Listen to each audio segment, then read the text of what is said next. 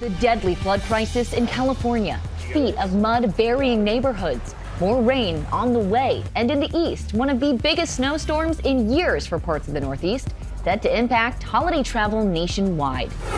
Breaking overnight, the U.S. military launching a strike inside Nigeria, targeting ISIS militants. What we're learning from the Pentagon. A potential breakthrough for some people with ALS. Why one of the researchers involved in a major new study calls this rare hope for people with the devastating disease. Caught on camera, the young heroes who came to the rescue, saving their bus driver. Plus, the higher cost of returning Christmas gifts this year if they were bought online. Is it the end of the road for Travis Kelce? What the superstar is saying about retirement after the Chiefs suffer another loss. Down to the wire, a late-night Christmas NBA thriller, but one young fan just couldn't stay awake. And a first grader spreading kindness this holiday at the hospital that helped save her life. From ABC News, this is Good Morning America, First Look. Good Friday morning, everyone. I'm Sophie Flay. And I'm Hannah Batal. We begin with extreme weather taking aim at both coasts. A winter storm in the east and more rain for the west. New York City could see up to 8 inches of snow. All of this as millions of Americans travel home from their holiday destinations. Here's ABC's Andrea Fujii. This morning, winter storms sweeping across the country. California and much of the Mountain West facing more heavy rain and strong wind today. In Wrightwood, California, residents evacuated from their homes as floodwater tore through the area, leaving neighborhoods submerged in rocks and mud. I looked over our neighbor's fence back there, and you could see 8-foot wake coming over the fence, getting ready to just pummel our yard. And we basically just ran. There was nothing we could do anymore. In Palmdale, multiple vehicles swept away by flooding. Some drivers barely escaped. They had to get a rescue. They were standing on the roof of their vehicle. Rain also soaked fire-ravaged Pacific Palisades. One store that just reopened after the fires, now flooded. We just worked so hard to get back in business and redid the entire shop, all the product, all the furniture. And I know it looks like we're going to have to do it all over again. In Northern California, high wind toppled a tree in Santa Rosa, piercing the roof of a home, barely missing a baby's room.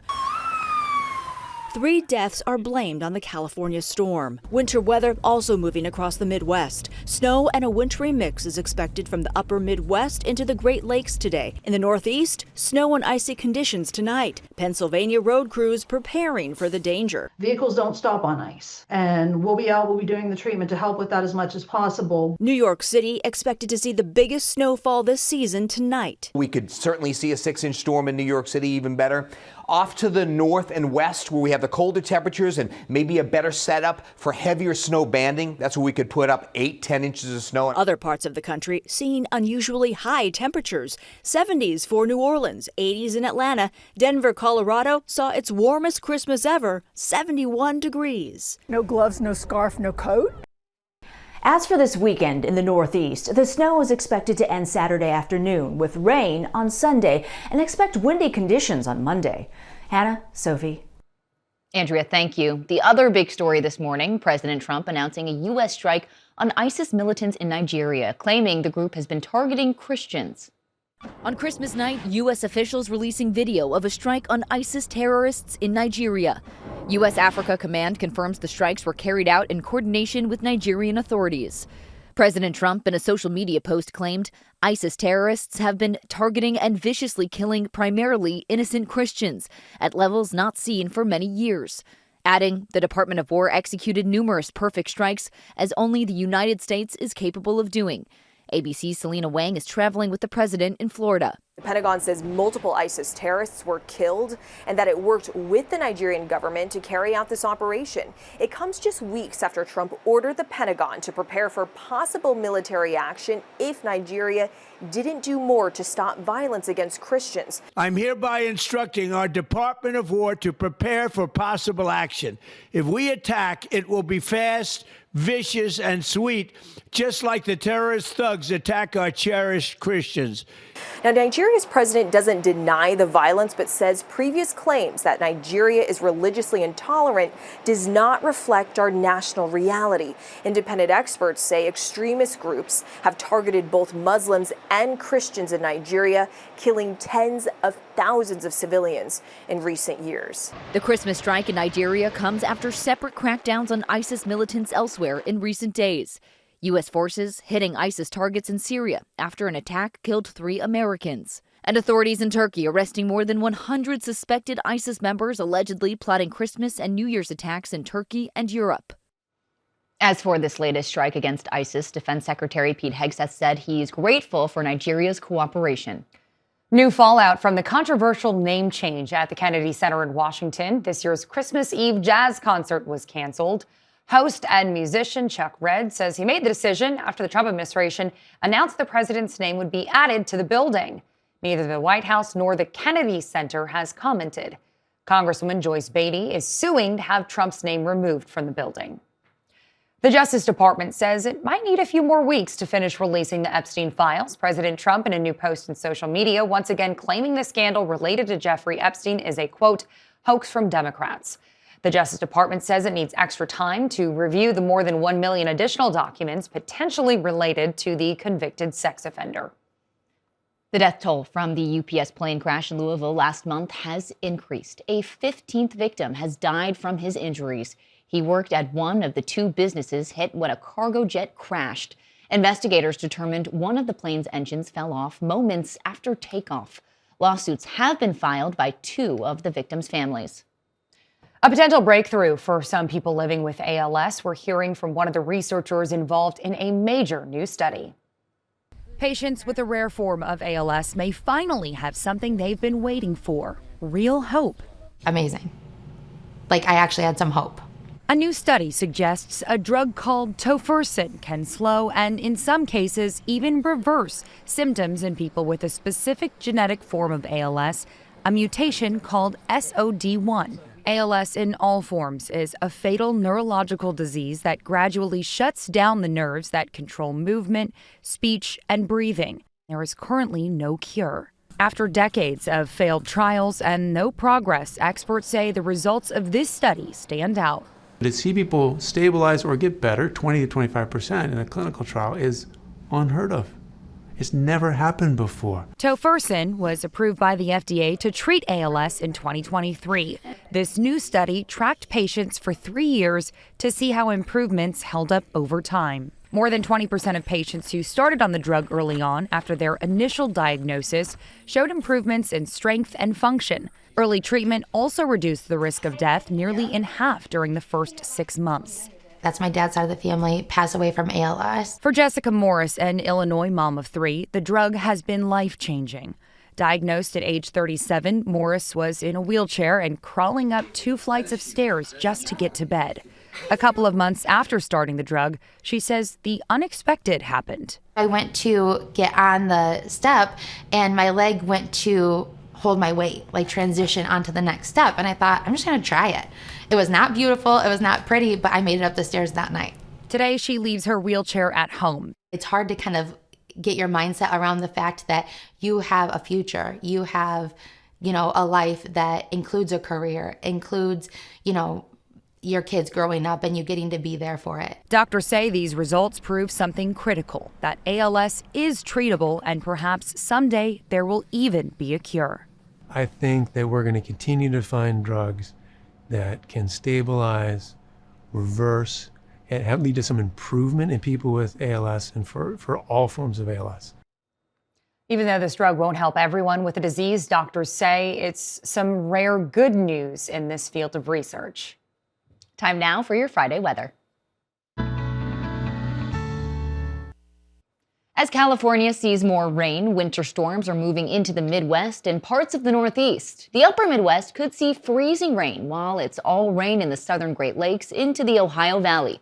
But some parts of the Northeast could see up to 10 inches of snow between late today and tomorrow, with New York City potentially seeing 8 inches, 2 to 4 inches for Philadelphia, and conditions will be icy tonight.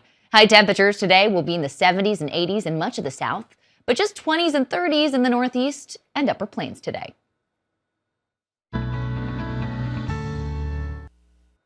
Coming up, a deadly mishap at the McDonald's drive-thru. Also ahead, the higher cost of returning Christmas gifts this year if they were bought online. And a first grader spreading kindness this holiday at the hospital that helped save her life. A wild scene at the 7-Eleven store in Texas. Thieves used a cable attached to an SUV to pull an ATM out of the store on Christmas Eve. As you can see there, leaving behind a mess in every aisle. Police eventually recovered the ATM and the SUV, which was stolen, but suspects are still on the run. A deadly accident at a McDonald's drive-thru in Nebraska. A 69-year-old man somehow got crushed between his car and the drive-thru window at the McDonald's in Grand Island. Investigators say the man apparently got stuck after opening his car door to pay for the food. Police are calling this a freak accident. Now to a first grader spreading kindness this holiday season, showing us all what this time of year is really about. Meet E, the Nebraska first grader with a big heart. Her family is asked to only use her initial for privacy reasons. I might want to be Santa or Aaron the elf. She's a perfect fit for the role because E loves to give gifts, especially to babies spending the holiday in the NICU. She says it's sad that they can't gather around their Christmas tree at home, so she gives them one of their own. Her relationship with the NICU is a personal one. Because I was an early baby in the NICU. And while E might be the one decking the halls, it's her grandfather who gives her the cash to do it. It's a tradition her family calls blessing money. The rules are that you have to find a way to bless somebody else. You cannot spend it on yourself. And this year, twins Olive and Sage are just one of 16 families getting E's trees. We've been blessed in so many ways that Christmas we should find ways to bless others. And just like these NICU babies are getting a Christmas surprise, so is E's grandfather. She waits until Christmas Day to tell him how she spent her money. It helped them by having a good Christmas because I give them the Christmas tree. Okay. And it also makes the room nice. Her grandfather says it's their Christmas duty, and E's happy to help. I just want to keep spreading and spreading and spreading it all around. Adorable. A big thanks to our Omaha station, KETV, for bringing us that story. That conversation with her grandfather is priceless. Coming up, the dog rescued after a 24-hour chase through train tunnels. Also ahead, the young heroes who came to the rescue saving their bus driver. Back now at the puppy on the run. This is part of a 24-hour chase through train tunnels in Ecuador's capital city. The pup and the feline friend entered the system last Wednesday. Cat was captured right away, but the dog was on the loose until the next day. It is now up for adoption. A young brother and sister in Ohio are being hailed as heroes for helping save their bus driver who suffered a medical emergency behind the wheel. Now, this video shows the 8-year-old named Katrina asking the driver if she was okay. She shook her head no. Katrina then pulled the parking brake to make sure the bus wouldn't roll downhill. And then her 14-year-old brother, Charlie, also on the bus, used the driver's radio to call for help. Charlie was later asked how he stayed so calm. Yeah, a couple of Dukes of Hazzard movies. You just gotta be calm and do what needs to be done at the time. My brother, he, in the inside when something's going wrong, he's scared, but on the outside, he's, calm and concentrated. The bus driver is now okay. She said she always teaches kids how to use the two-way radio, and it paid off. Well, if you have some unwanted holiday gifts that you're ready to give back, get ready to pay up. It's costing more to return any items bought online.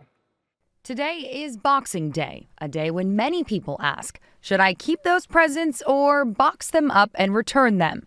If you're returning, the National Retail Federation says nearly 3/4 of all stores are now charging some sort of return fee.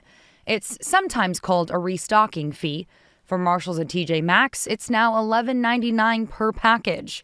Macy's charges $10, JCPenney and J.Crew about $8.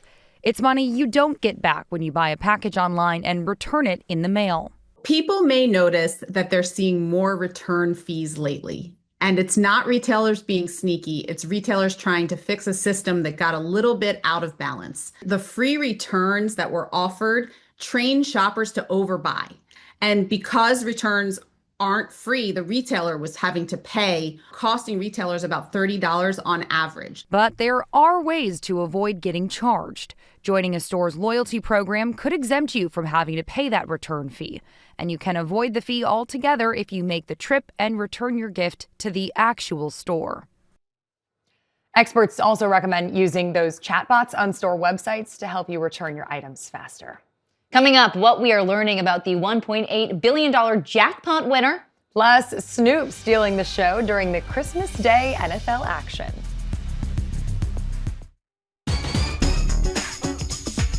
Time to check the pulse. We begin with the Powerball mystery in Arkansas. That's where one big winning lottery ticket was sold worth $1.8 billion. That was sold in a store in Arkansas. It's a suburb of Little Rock. If the winner takes the lump sum, they'll get just shy of $835 million. Under Arkansas law, the winner can stay anonymous, but only for 3 years. Next, a possible farewell performance in the NFL. Yeah, Kansas City fans may have seen one star's final home game at Arrowhead Stadium yesterday. The Chiefs' season continued to go downhill. Their loss to Denver giving them 10 losses this season, their most since 2012. Meanwhile, in an interview, Travis Kelce hinted at his possible retirement. I'm still searching for those answers. I think, obviously the way this one ended with a sour taste in my mouth, I feel motivated, but I got to make the right decision for me. I got to hope that, if I do want to come back, the Chiefs are willing to bring me back. So it's a two-way street on that. Kelce appeared emotional during the national anthem. Meanwhile, in Minnesota, it was the Snoop Show. He was the headliner during the Lions-Vikings halftime show, which was introduced by his good friend, Martha Stewart. And next, one of Shaquille O'Neal's nicknames is Superman. Yeah, he lived up to that name on Christmas. His run up to and Whoa. the video wall. Yeah, his co-host Kenny Smith on ESPN produced a truly smashing ending. Look at that cushion back there. Wow. Well, I'm glad it was there, Shaq. Some viewers compared his breakthrough to the old Kool-Aid Man commercials. Yeah, oh yeah. As for action on the court, the Knicks rallied back from a 17-point deficit to beat the Cavs. A three-pointer from Tyler Kolek, stunning the crowd there, including Tracy Morgan, who was celebrating courtside. And here's a highlight from the late game, the Wolves versus the Nuggets, putting this kid here to sleep. But the game went down to the wire with the Nuggets winning in overtime, and the game finally ended around 1:40 a.m. Eastern time. Late one. Ooh. And finally, some newborns celebrating the season. Yes, the NICU at UNC Health in North Carolina dressed these new bundles of joy up for the holiday. They included Rudolph the Red-Nosed Reindeer baby. There was also a gingerbread and a snowman among the other costumes. Top headlines next.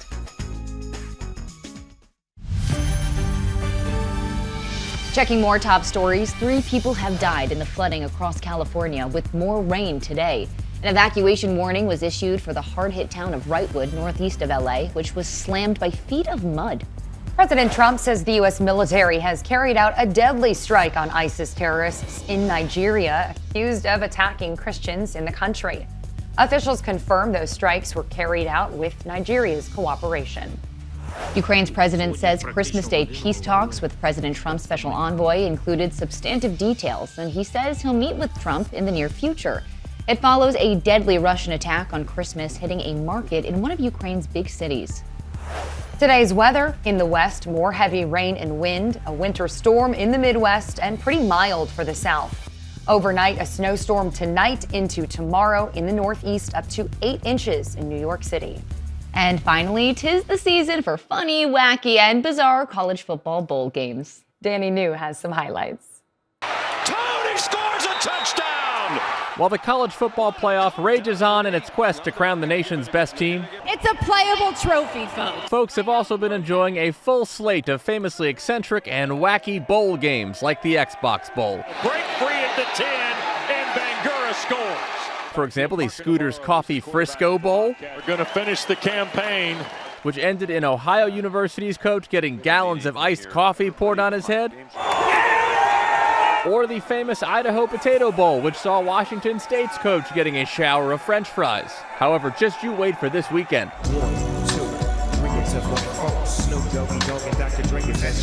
Fresh off of his halftime performance on Christmas Day, Snoop Dogg will once again host the Snoop Dogg Arizona Bowl. which last year featured him driving out in a convertible to present the trophy. But the internet's gold standard may just be the Pop-Tarts Bowl, which saw its mascot become a social media sensation 2 seasons ago. The 2023 Pop-Tarts Bowl champions of the world! Before he was promptly eaten by the winning team. By the way, the trophy is even a working toaster, which we would know. To win this game. There we go! Since we got to use it in studio last December. Well, before this year's game kicks off Saturday, the Pop-Tarts Bowl shared a teaser video to build its frosted momentum once again, this time with a little parody of our parent company Disney's The Bear. It's almost perfect. Come on, Hot Fudge. Corner, Chef! You need to say corner! Thank you, Chef. Guys, the Pop-Tarts Bowl kicks off Saturday at 3:30 on ABC with Georgia Tech taking on BYU. This year's game features 6 mascots, so I hope the players come hungry. Thanks, Danny. That's your Good Morning America first look. Have a great weekend, everyone.